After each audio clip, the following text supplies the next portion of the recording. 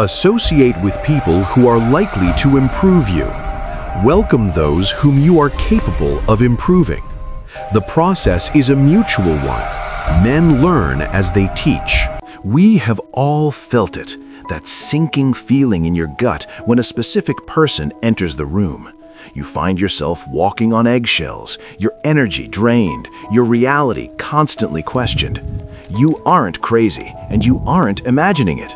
You are likely in the presence of a person consumed by vice, someone who, often unconsciously, seeks to drag you into their own chaos. In the modern world, we often dismiss these feelings as social anxiety or simply a clash of personalities, but the Stoics knew better.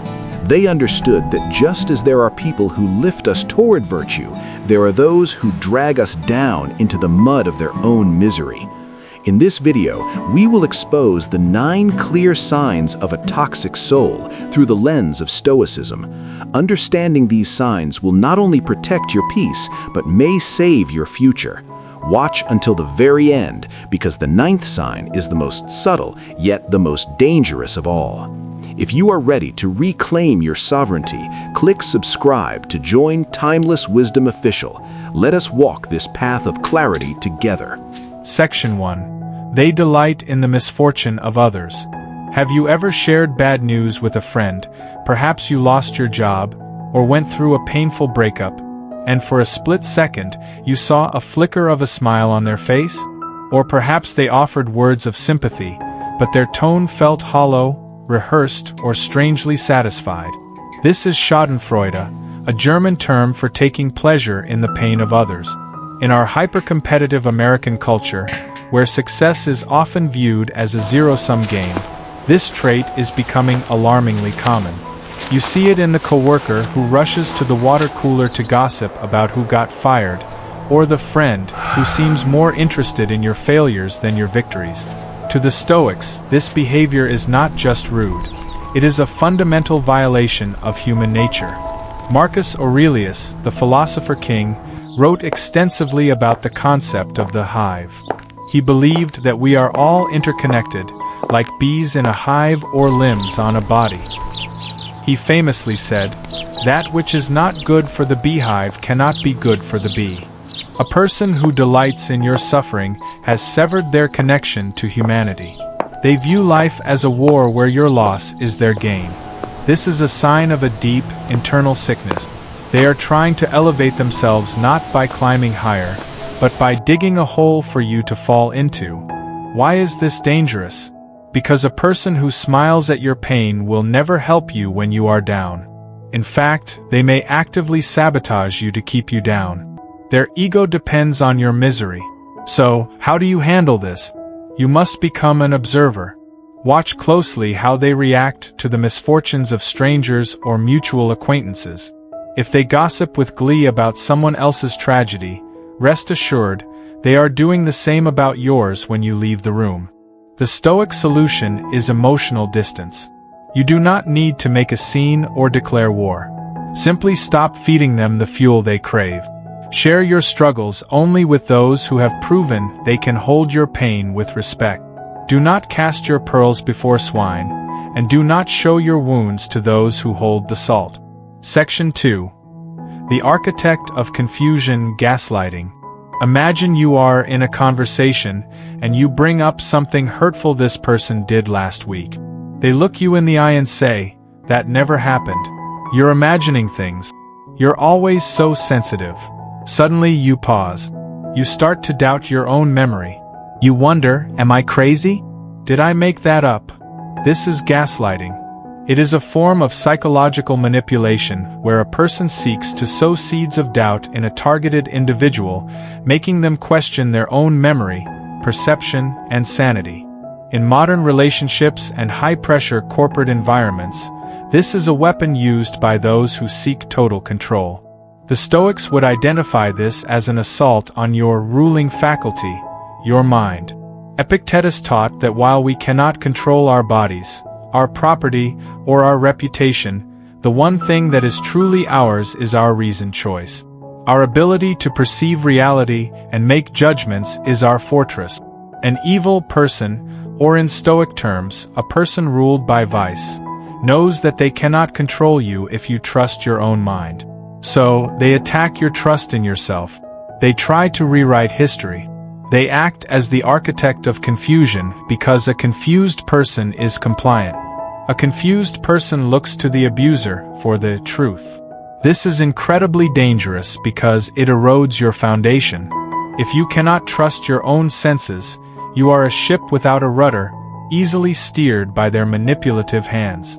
The Stoic defense against this is to trust your own reason above all else. Epictetus reminds us that no one can steal our free will unless we surrender it. When you encounter a gaslighter, do not argue with them. You cannot use logic to defeat someone who has abandoned logic for manipulation. Instead, keep a record. Write things down. Journaling is a core Stoic practice, and in this case, it serves a protective purpose. Document reality. When they say, "I never said that," you can look at your own words and know the truth. Hold on to your reality. Their confusion is a storm. You must be the rock that the waves break against, unmoving and sure. Section 3. The perpetual victim. We all know someone like this. No matter what happens, it is never their fault. If they are late, it's the traffic. If they lose a job, it's the boss's bias. If they are unhappy, it is because you aren't doing enough to make them happy. They are the eternal victim of a cruel world. At first, you feel sorry for them. You want to help. You listen to their complaints for hours, you offer solutions, you lend them money. But nothing changes. In fact, if you offer a solution, they get angry. They don't want a solution, they want to be a victim. This behavior is a profound rejection of Stoic responsibility. The core of Stoicism is the dichotomy of control, knowing the difference between what is up to us and what is not.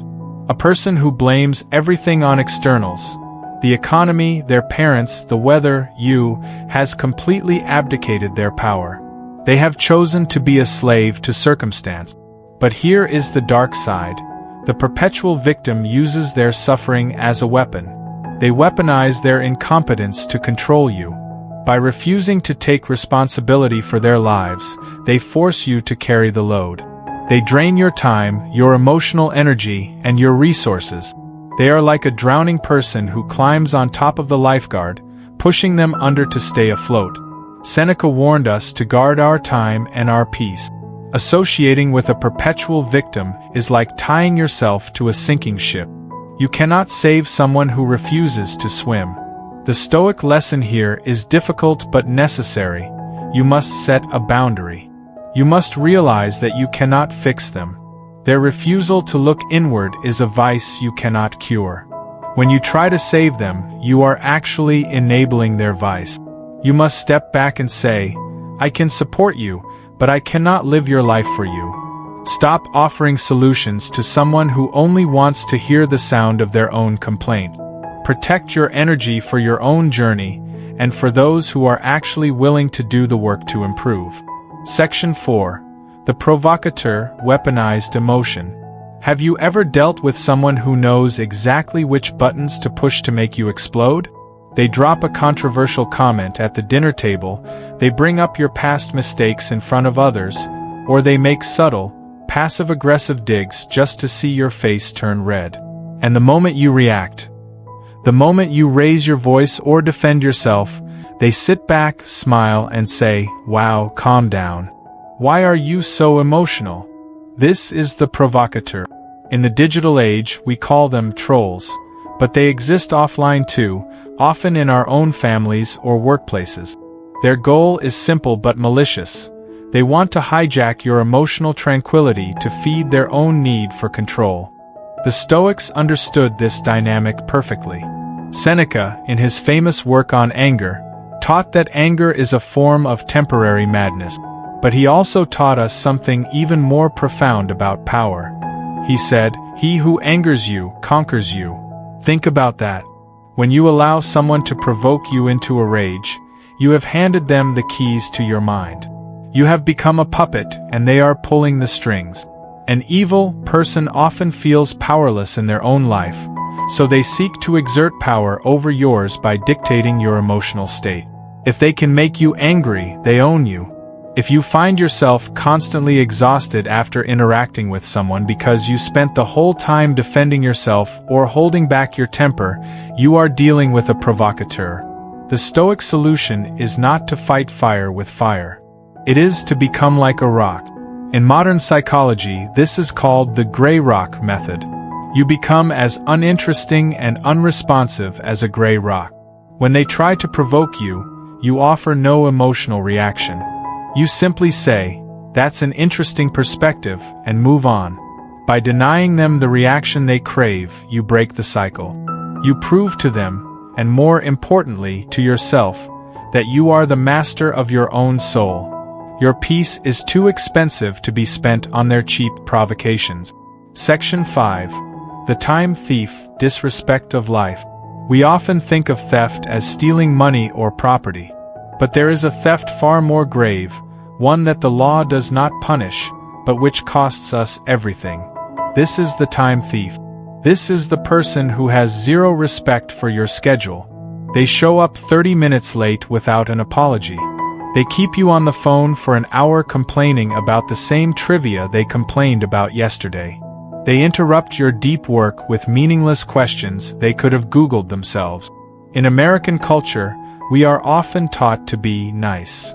We are taught to be available. But the Stoics would tell you that this politeness is costing you your life. Seneca wrote one of the most important essays in history on the shortness of life. He argued that life is not short, but that we waste much of it. He admonished us, saying, "You act like mortals in all that you fear, and like immortals in all that you desire."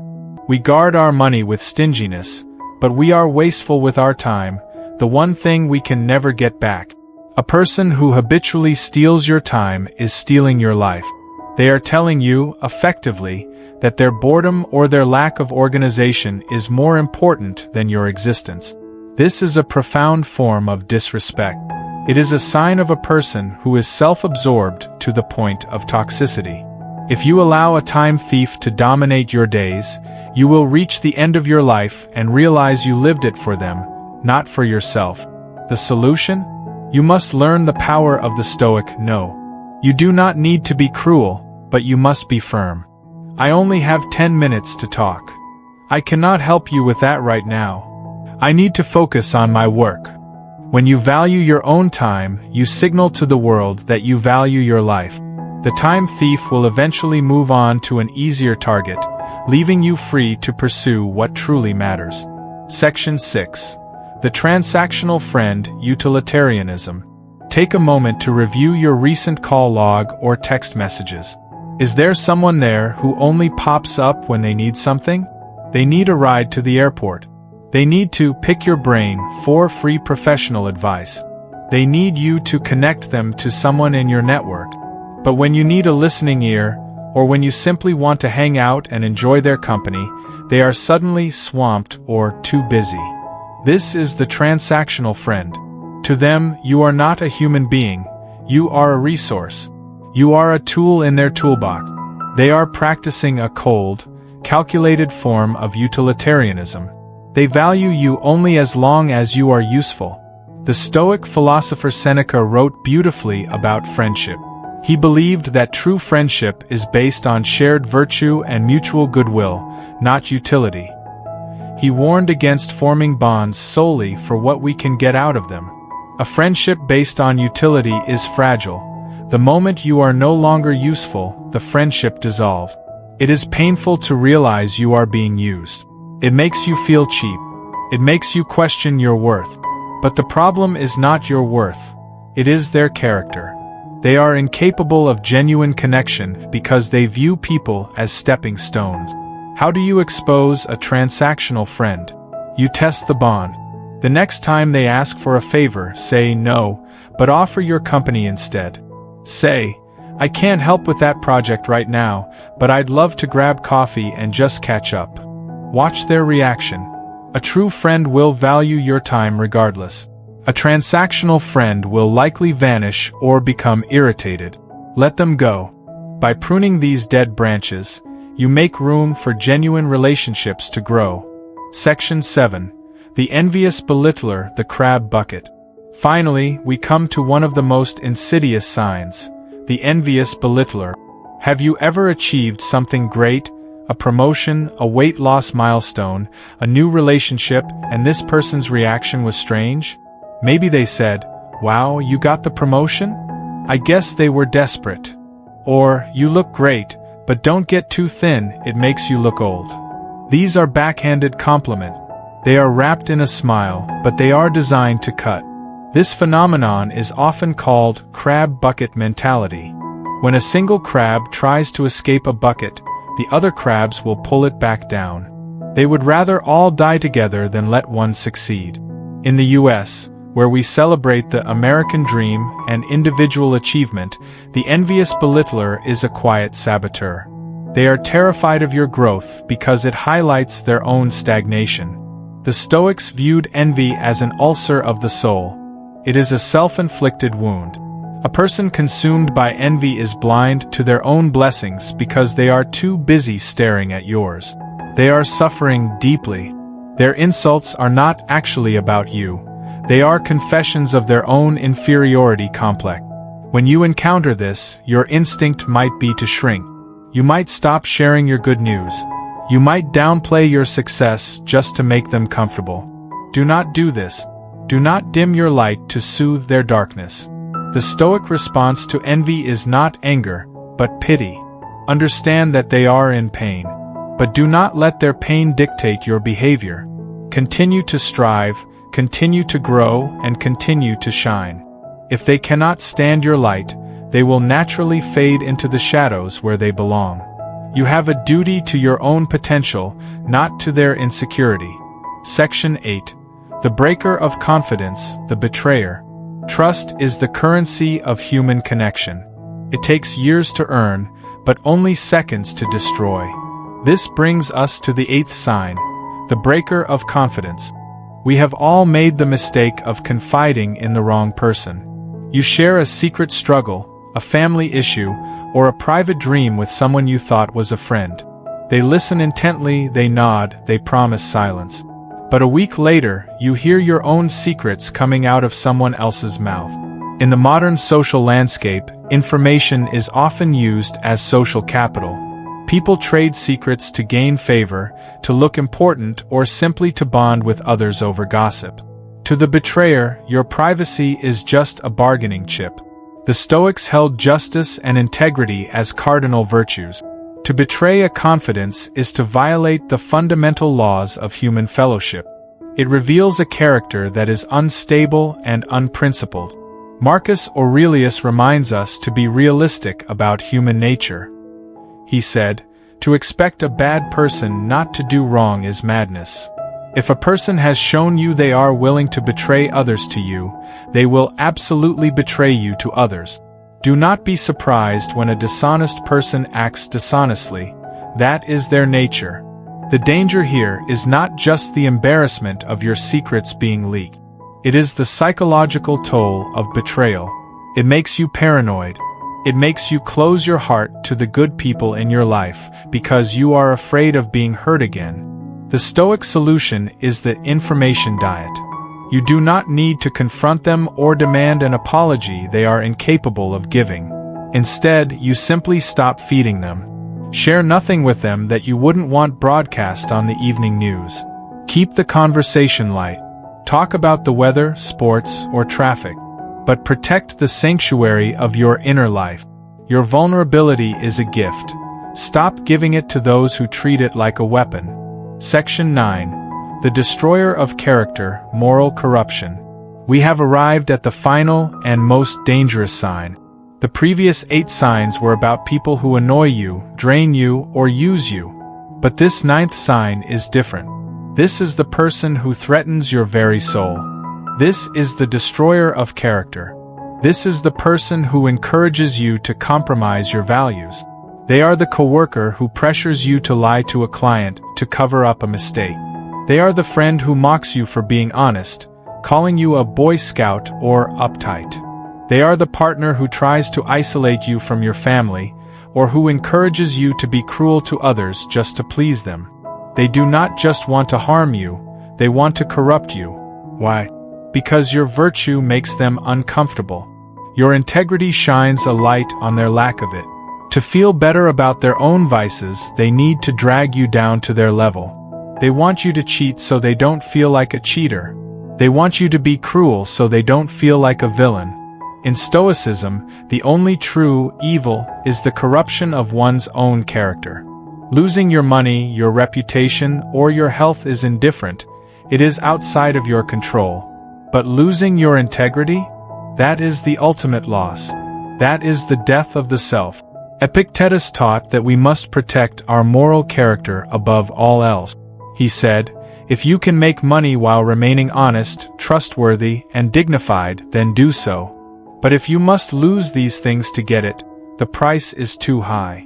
If there is someone in your life who asks you to sacrifice your principles to stay in their good graces, you are in immediate danger.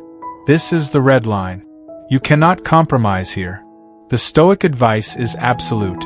You must excise this person from your life. You cannot agree to disagree on matters of fundamental morality. If you stay close to a person who is morally rotting, the rot will eventually spread to you. You will start justifying small lies, then big lies, until one day you look in the mirror and do not recognize the person staring back. Save yourself. Choose your character over their approval. The fortress of the mind. Recognizing these 9 signs, from the subtle smirk of schadenfreude to the overt danger of moral corruption, is not about judging others with arrogance. It is not about thinking you are better than everyone else. It is about stewardship. It is about protecting the sanctuary of your own mind and the quality of your own life. You cannot change the nature of the people around you. You cannot force the envious to be kind or the treacherous to be loyal. But as a Stoic, you have absolute power over one thing: who you allow into your inner circle. You are the gatekeeper of your soul. Every person you admit into your life brings their energy, their values, and their influence with them. If you fill your life with those who are sick with vice, do not be surprised when you become sick as well.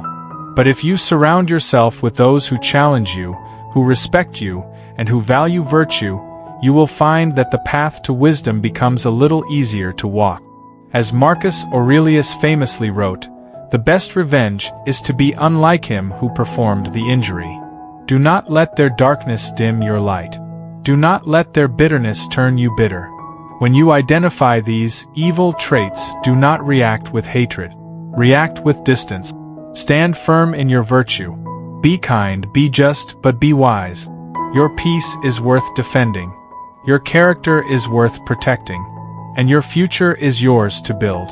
Thank you for spending your valuable time with Timeless Wisdom Official today. In a world full of noise, you have chosen to focus on wisdom, and that sets you apart. We are building a community of strong, resilient minds here, and we want you with us. If this video gave you clarity, if it helped you name a struggle you've been facing, please subscribe to the channel. Like this video to help us spread this message to others who might need this protection. And I want to hear from you. Which of these 9 signs have you encountered most in your life? Was it the time thief, the gaslighter, or perhaps the breaker of confidence? Share your story in the comments below. Let's learn from each other's experiences and grow stronger together. Stay wise, stay stoic, and see you in the next video.